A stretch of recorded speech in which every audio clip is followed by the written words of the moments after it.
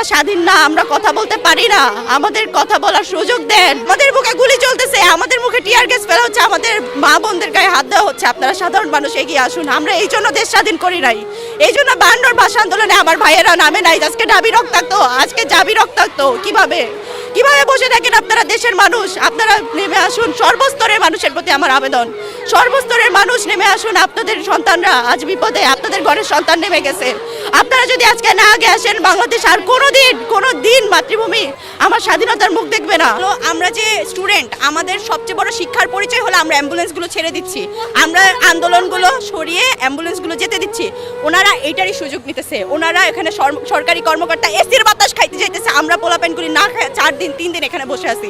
আমাদের পড়াশোনা বাদ, এইচএসসি বাদ, সবকিছু বাদ, আমরা এখানে বসে আছি, আন্দোলন করতেছি। ওনারা এসির বাতাস খেয়ে খাবার খাইতে যাইতেছে সরকারি কর্মকর্তারা।